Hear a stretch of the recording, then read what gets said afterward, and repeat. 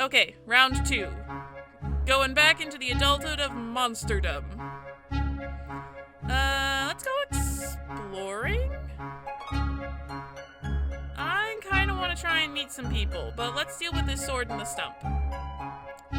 You find a red hood and a basket in the middle of the forest path. A human house is nearby. Funny, you've never noticed it before. There's a white picket fence out front. Creepy, stay away. I'm gonna circle around the pretty little house. I want to see what's going on. There's a great deal of blood in the yard, along with a half-dead wolf coughing weakly. What happened, Mr. Wolf? Woodcutter's friend, you can't trust them. Beware their axes, even worse than knives. The wolf finishes dying. I bow my head in respect. You're not sure if you're respecting the human capacity for killing or the wolf's perfectly timed last words, but before you can come to a decision, you've grown bored. I'm gonna go on my way. I walk home with a spring in my step and a whistle in my maw. I just don't feel like eating the wolf.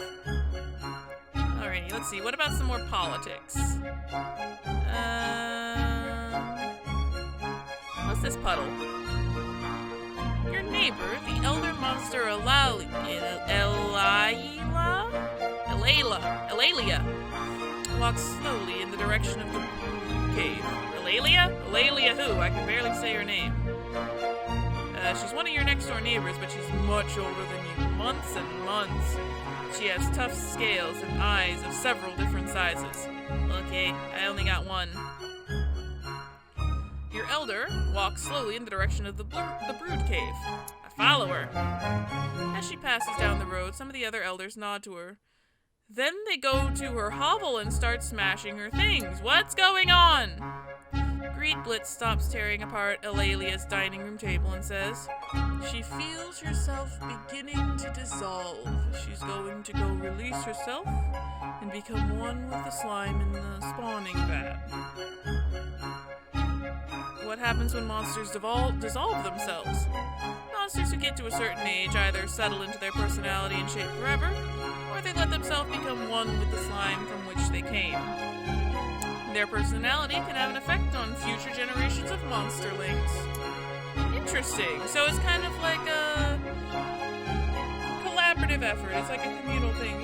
If you were like a really good or a really nice monster, you donate that to the next generation. Pay it forward. Well, I'm gonna go thank her then. You're going to be remembered, Illelia, and we'll see a bit of you in every monsterling from now on. Illelia wipes a slimy tear from one of her smaller eyes and sniffs. I give you a hug. You hug Illelia. She squishes. Her body is already starting to break down and dissolve. She breaks away, smiles one last time, and walks quickly toward the brood cave. You'll never see her again. Oh, that's kind of sad. Okay. Let's go exploring again. Let's see what this guy is about, this little green dude. A flock of geese are in the square. No, one can talk above the din. Nash screams. Last one to drive them away is the loser. And she's on that human scooter she found. I'm gonna hunt down a secret weapon of my own. You run to Hamrack's hovel and borrow the fox pelt he uses as a doormat, and gear up. Plonking it on your head, you run towards the geese, growling and yipping. The geese swarm you. Uh-oh, you can think of 2 good options. Think fast, out-honk the geese. You honk so loudly, the geese think you to be the boss goose and follow you to the nearest pond. Nash accepts the loss and scoots off. Alrighty, I'm gonna politic with some monsters about this injury. The spine doctor is treating 2 injured monsters in Portland Square. Watch!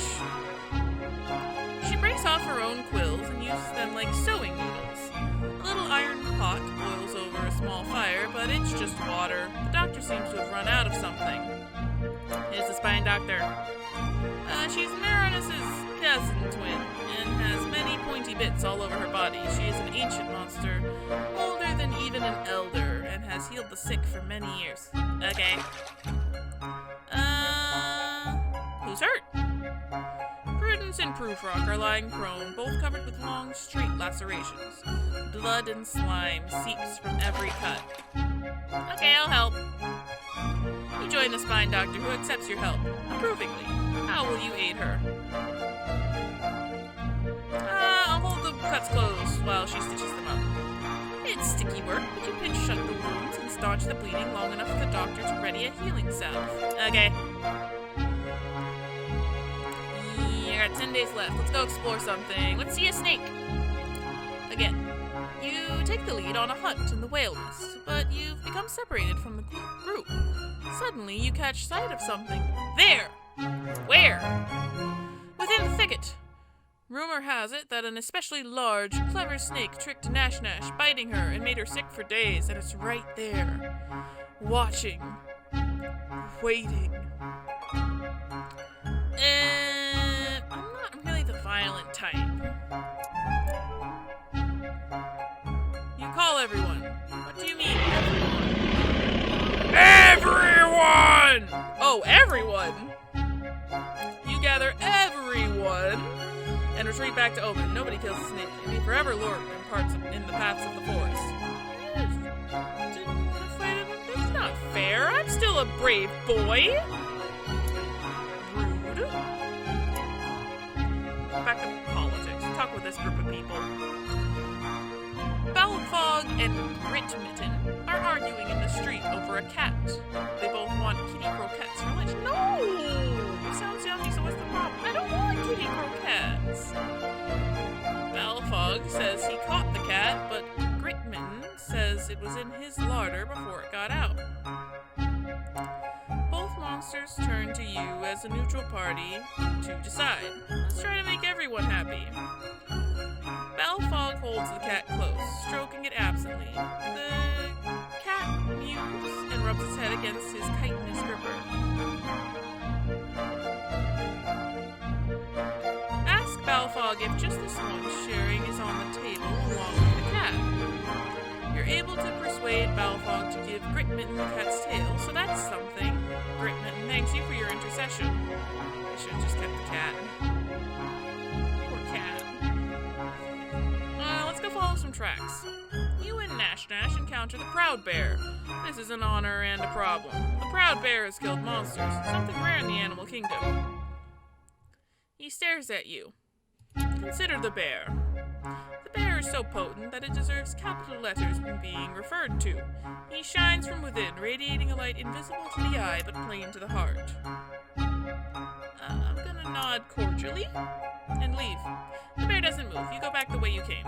I'm gonna go back to politics. Something about food.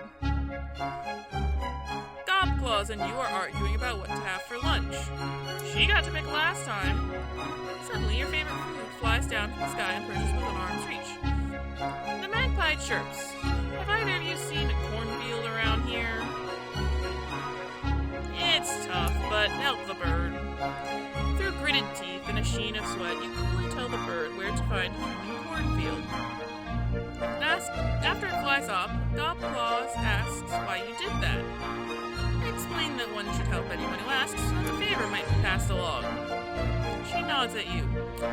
Sage thought, someday I might need help, and that magpie could give it. But we still need to get a real meal. Yeah. At least I'm getting some respect here. I'm pretty good at this politicking thing. Let's yell at some people. It's the Scream Along Sing Along! Everyone screaming, loudest monster wins! Scream, sing, scream, sing! You're totally going to break some windows and eardrums, but why are all these monsterlings here? Your singing has been known to hurt their ears. Yeah, but I gotta win.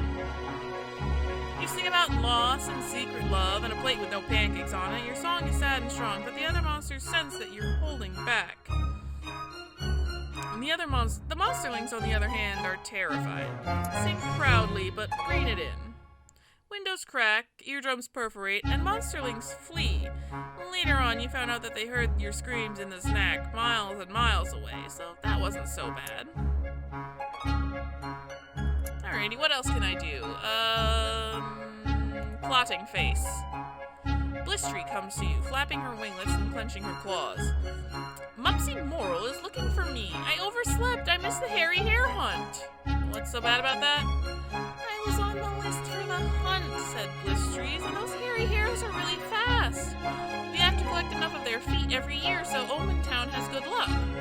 Asked Blistery how many feet the hunt brought back without her. She yells, none! I was supposed to watch from above and show the other hunters where the hares were hiding. Bad luck for everyone then, except the hares. Blistery flutters her winglets again. Especially for me, Mupsy's gonna print a story about how I ruined everything for everyone. Okay. Okay, so...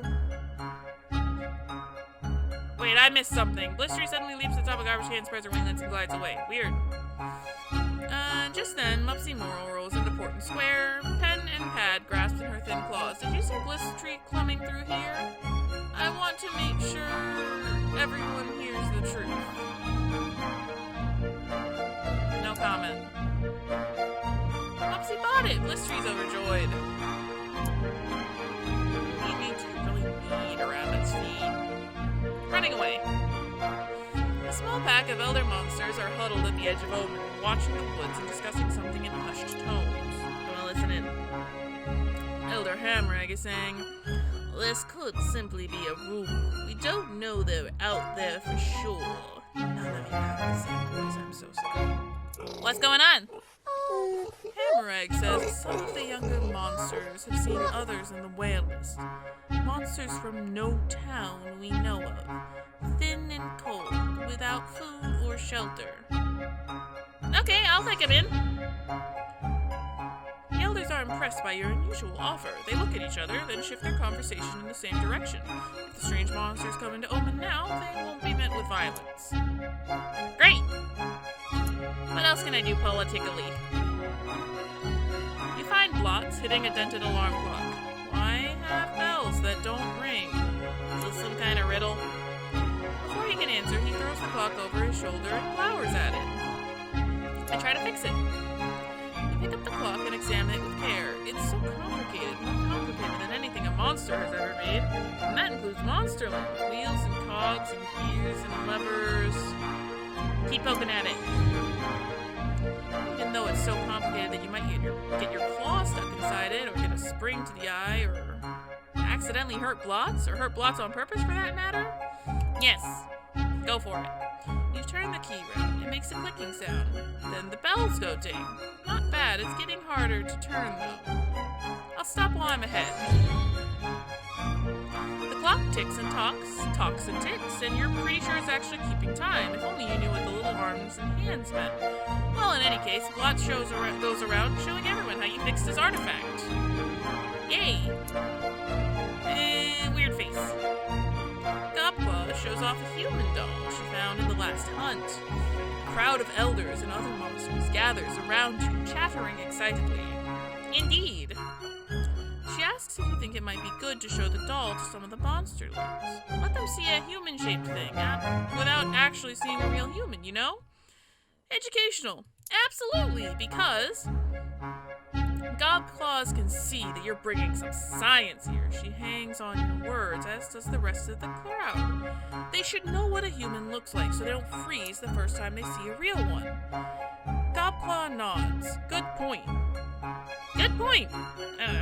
We want the younger ones to avoid humans, but not to be so frightened they do anything foolish. Gobclaw says you're wiser than me. The rest of the monsters nod half-heartedly, but you can tell they appreciate your insight. So I am super-duper clever, I am super-duper kind, and I'm mostly brave and not very ferocious. I'm pretty cuddly. Kind of honest. Alrighty, so I can't do anything more here, so I guess I'll spend my last day exploring. Let's go see our goat friend. Oh, this is not my goat friend. A squirrel hops into a pool of sunlight, bright-eyed and bushy-tailed, ready to bury nuts and make something of itself. You drop on it from a branch, grab it, and twist its head off. Delicious decapitation. A young wolf suddenly suddenly leaps in front of you, snaps the squirrel out of your claws, and runs off, laughing and barking. Wolves can bark now? Isn't that only dogs? She must be multilingual, plus it looks like she's faster than you. Okay. Turn the tables on the wolf. The second squirrel creeps up and pokes at the discorporeal head of the first one. He'll grab the new squirrel and chew on it a little, thinking. Lure the wolf closer with the squirrel. Dangle the squirrel over your maw, waiting. The wolf tries to seal it as planned. You slash her with your claws and she flees, having learned not to mess with you again. Okay. Well, there's nothing else I can do. I am an adult now. You're growing old, my friend.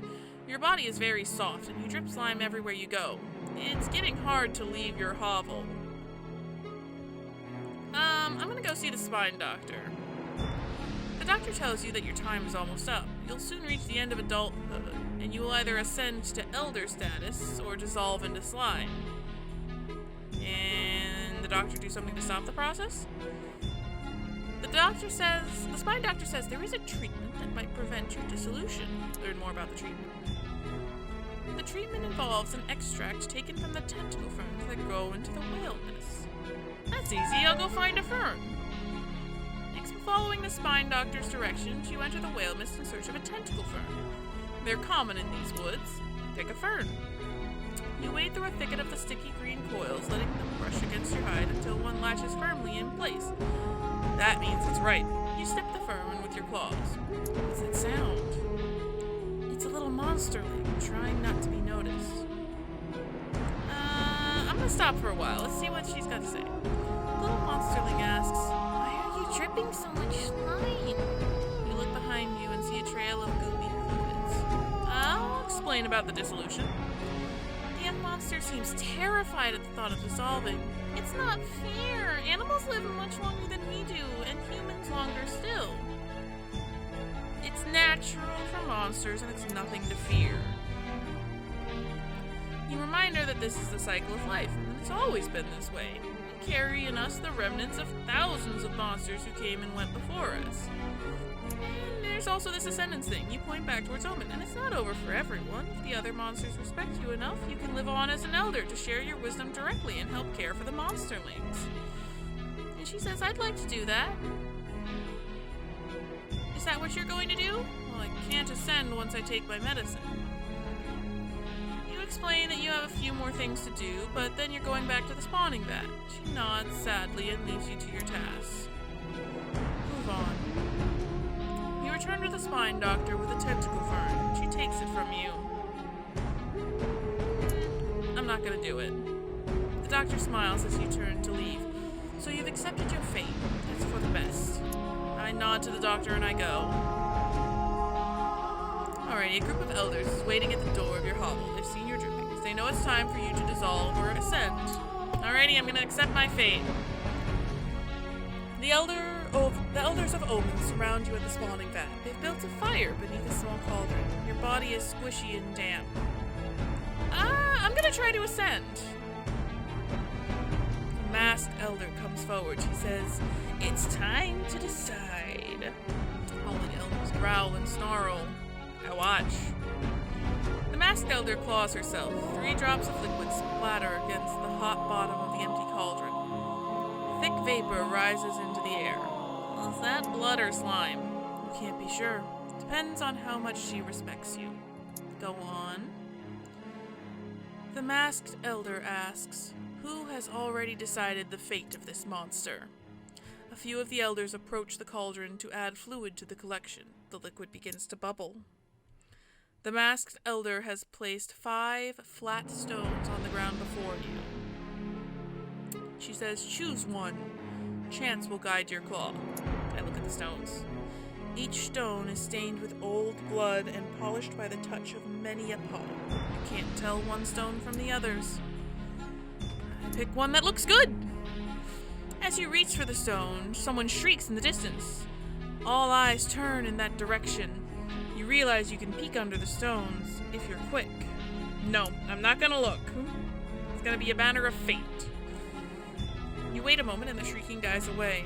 All the elders turn back to watch you. And I choose the next stone. The The other side of the stone is etched with a crude glyph. It shows a monster holding one claw up, speaking intently. The masked elder says, "Ah, honesty. But you have just passed that test." I choose the next stone. The other side of the stone is etched with a crude glyph. It shows a monster frowning in concentration. The masked elder says, "We will test your cleverness." Be tested. The masked elder emits a series of musical whistles and clicks that then performs a complex dance.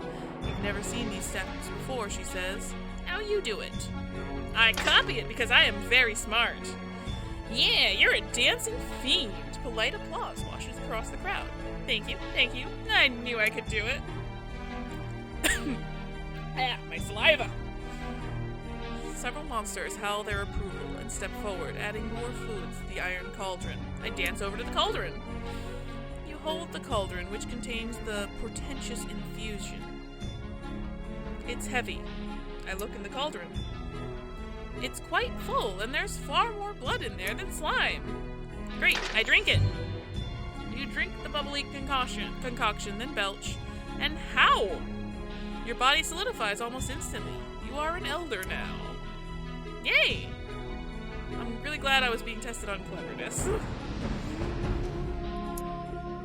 Alrighty, you are an elder now. You are now an elder. You are welcome in Snack, the oldest of the monster towns. Cool. In this stage of life, if you play your cards right, you'll be able to affect both the way monsters view humans and vice versa. Use your powers of persuasion wisely.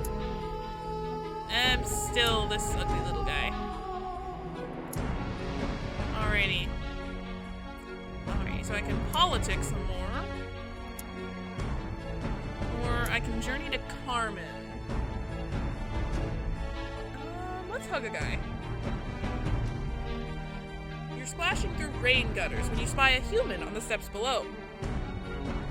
She snuffles and sobs into a tissue. A crumpled letter lies beside her. "What's wrong? I'm gonna help you." You slide down the gutter and squat beside the human. She squeaks, then holds very still when you don't attack her. "Okay." Finally, she says, "You want to know why I'm crying? My parents say I must marry Ernst, but I do not love him. I wish he'd just go away." I'm not super ferocious, but I am pretty brave, so I'm gonna help you. She blinks away her tears and starts to laugh, then sees that you're serious. She takes your claw in her hand and you go inside. Yeah? Where two older humans interrupt their dinner to scream and jump away from you. Great, well begun is half done. The older humans calm themselves and listen to her, you suppose, for the first time. They agree to reconsider the wedding. Yay! The younger human smiles and squeezes you, not trying to choke you, just to show you how much she appreciates your help. Okay. That was fun. What's this? This is how monsters think of humans. What do we think of humans? We dislike and fear them, but I can change this. Okay, so I gotta take turns talking to monsters and talking to humans and make them like each other. Grit Mitten shouts, "Might makes right." Proof Rock replies, "Not always. We should talk more, like the humans do." I'm gonna agree with Proof Rock. Debate is powerful. You make your argument for open and honest discussion, but nobody seems to agree. Come on, elders, you gotta believe. It turns into a big fight and nothing is accomplished. So sad. If only was a bit more honest. Okay, we gotta keep trying to make the monsters nicer. Let's try this sword thing. The spine doctor looks up from her current patient. She's working a human knife free of a younger monster's ribs. Humans are dangerous. Let's watch and listen to start. Humans? No claws, so they make their own. Awful thing, knife wound. Takes twice as much milkweed to patch up as a jaguar attack. Best steer clear, I say. Well, they're not all about fighting. You go on about the knife sharpness and heft, but the doctor merely sighs. Keep talking. I'm just not honest enough. The doctor shakes her head. I just don't see it. She hands you an emergency pack of milkweed, just in case, since you like being near humans so much. Okay, I need to make the monster see, otherwise we're all screwed. Feather. You're arguing with Elder Emerge, who is much older than you, but a little slow on the uptake. She insists that humans don't farm chickens. They do, in fact, farm chickens. You go on about how plump and delicious the chickens become under human protection and how many eggs they produce in the wooden nest boxes. Emerge rolls her eyes, unimpressed. Well, I'm brave, so I'm gonna bring you a chicken. You have no trouble getting onto a farm. You return with a chicken so fat it looks like a feathered balloon. And I show it off. Impressed, Emerge accepts the chicken and takes a bite. Another elder says, maybe the humans do have some redeeming qualities. Hey, that's a start. More politicking, come on. I'm gonna save us all. Blistery proposes a new plan to keep an eye on the humans. What is it? We'll take over an abandoned house in Carmen, keep someone in there at all times, and take extensive notes on everything they do. Interesting.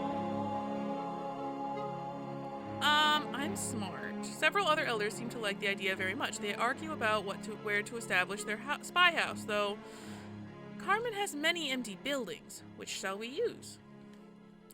I'm gonna suggest a place that encourages understanding.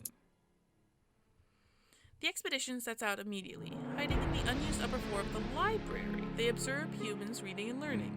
Make sure they see that humans are smart.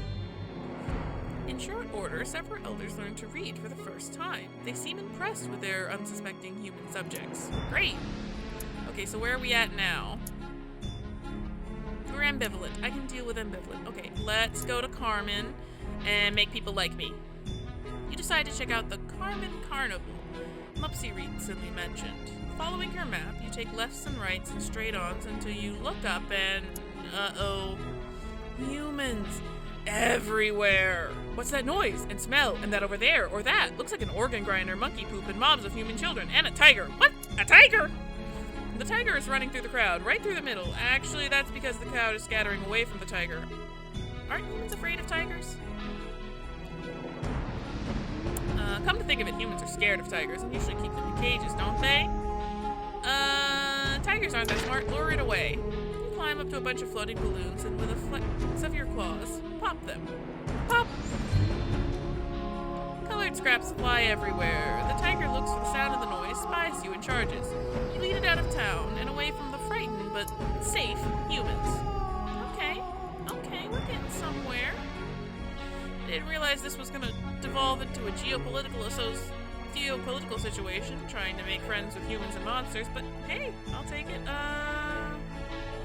Disgusting face. You're across the street from a coffee shop. The human coffee they're drinking smells weak, even by human standards. How strong should it be? In Omentown, the monsters boil a terrible black brew so potent it must be stirred with stones and bones. Every monster knows what real coffee is. You're across the street from a coffee shop. Oh, right, I read this already. So, do you want to help them out? I'm gonna use my kindness. Gently offer advice using a telephone to call over. I don't know. Oh, a telephone box, okay. You slink to one of the glass and metal boxes where phones are kept and tell the operator to connect you. Soon you are watching a human answer you on a telephone inside the shop. Keep going. You say you're from the head office, a phrase you've heard here in Carmen, so businessy. You tell the coffee human that her brew is good, but that it needs to be thicker and stronger. She follows your directions, though she seems doubtful. Yeah? The human samples a cup, pauses, swirls the mixture around in her mouth, and raises her eyebrows. Uh-huh. Success! 2 more sips and she's smiling. As she rings off, she looks out the window and meets your gaze. She laughs as you scamper away. Okay, did I just invent espresso? Come on, people, like me more. Upside down face. What is this place? You're in a dark, dank, woody room that smells like old jaggery. I'll mosey on in. Let's go. Humans sit at a long counter and drink what looks like foamy cider. They seem sad and a little confused. Ah, a drinking place. I know what this is. This is alcohol. After a bit, you see that there's a stool open, so you climb up and plop down on it. One of the humans starts muttering about his problems. Let's have a conversation, yo. My wife just took my jellyfish, and my dog just ran away. He goes on and on about what sounds like a pretty awful situation. I'm just gonna keep listening. He just seems really sad, you know? You keep listening, clamping down on the urge to try and solve his problems before he's done complaining about them. Keep listening. He goes on and on, calling you Mac. He talks about pig skins and some sort of a bowl that he lost. I can help you find the bowl? He laughs, though it looks like he won't find it. He seems happier after talking to you. Doctor is in! He finishes his last drink and gives you a little pointing salute. You monsters is good people. Okay, so humans like us. I just need to get monsters to like people. Smiley face. Green Blitz, puffed up with multisyllabic importance, addresses the other elders. My fellow monsterin, he begins. I propose we meet the humans halfway. What, in that meadow near the forest? No! I think we should learn from them and adopt human ways to become more civilized. Great, yeah, let me tell you about human things. I know a lot about human things, I'm really smart. You make a persuasive case. Under your tutelage, the other gathered elders learn much about organization governing. The human way. Okay. Oh, look! We're so close. Okay, 5 days. Let's get monsters to like people a little more with a caution sign. Elder Riddy wants to stop using electricity from the humans. It's making us less monstrous, he explains, and it is a human thing through and through. I happen to know a little something about electricity myself. You shuffle forward and raise one claw, clearing your throat. All the elders turn to look. Riddy says, you agree with me? No, let me tell you why electricity's great. You explain your point of view. Some of the younger elders start talking about doing more with electricity than just keeping things cold or well lit. Let me tell you about electricity, the good and the bad. You tell your tale, but nobody seems to believe you when you say it's better to have than not. The other elders agree to leave things as they are for now. Okay. I'm not honest enough. Need more brains. Okay, let's try one more thing. Puddle. Elder Prudence is tiring of debate about living alongside humans. Let's listen. Prudence says they can't even eat a squirrel without killing it first. Their bodies are only slimy around their assorted holes. Why bother to talk to them?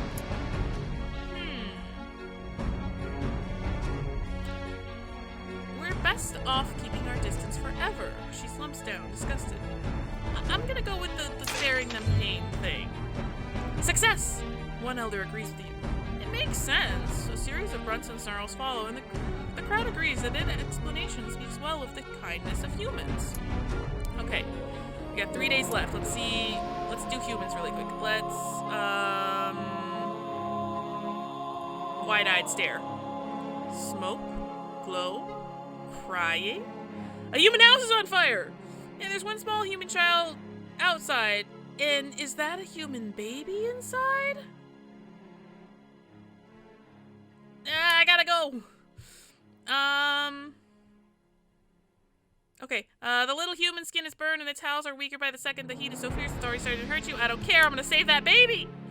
You feel like the fire is inside you now, as well as all around you. You spit up as much slime as you can to protect the baby, but it stops breathing! I'm gonna save this baby! You force what little breath you have left into the human child's lungs, shielding its body with your own as the flames grow hotter. I'm gonna save you, baby. It coughs and spits, then starts to wail. Humans are putting out the fire now, and you stagger to them, holding the baby out for them to take. It clasps your claw with one tiny hand. Humans, run away! How did I get advanced neurosurgery? Behind you, the humans cheer. If only every human felt this way about every monster. Hold on. What do you mean advanced neurosurgery? Okay. Okay, all I have to do left is finish convincing monsters to like people. Your fellow elders debate. Are humans more dangerous now? Is it time to reveal ourselves? I'm gonna take my turn here. The air grows still. Birds stop singing. The silence is reverential. You turn and see the oldest monster sitting on a hollow roof, dwarfing it. It's watching you. Oh great, basically God is watching me.